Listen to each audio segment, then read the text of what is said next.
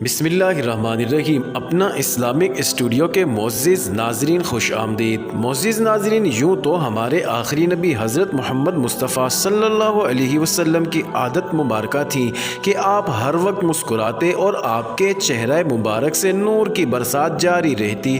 آئیے آج ہم آپ کو ایک دلچسپ واقعہ سناتے ہیں۔ معزز ناظرین، مکمل ویڈیو دیکھنے سے قبل آپ ہمارے چینل کو ضرور سبسکرائب کر دیں۔ ناظرین، حضرت اماں عائشہ صدیقہ رضی اللہ تعالی عنہا فرماتی ہیں، ایک دن حضور صلی اللہ علیہ وسلم گھر تشریف لائے۔ میں نے دیکھا کہ آج حضور صلی اللہ علیہ وسلم بہت خوش ہیں۔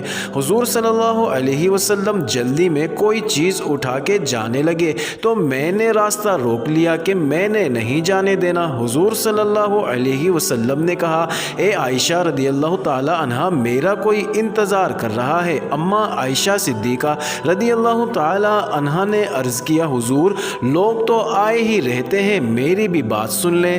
حضور صلی اللہ علیہ وسلم نے فرمایا، اچھا بتاؤ کیا بات ہے؟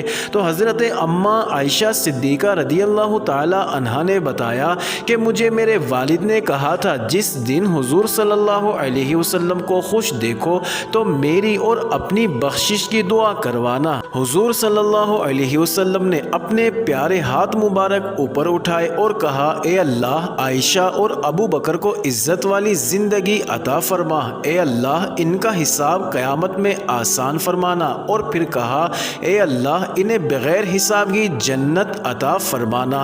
حضور صلی اللہ علیہ وسلم دعا مانگ چکے تو آپ صلی اللہ علیہ وسلم نے فرمایا، اے عائشہ، خوش ہو گئی ہو؟ جی حضور صلی اللہ علیہ وسلم، میں خوش ہو گئی ہوں۔ حضور صلی اللہ علیہ وسلم اٹھ کر باہر تشریف لے جانے لگے تو واپس لوٹ آئے اور کہا، عائشہ، میری دعا سن کے رو رہی ہو؟ مجھے قسم ہے اللہ کی عزت کی، میں اپنے ہر امتی کے لیے یہی دعا دن میں 2 مرتبہ مانگتا ہوں۔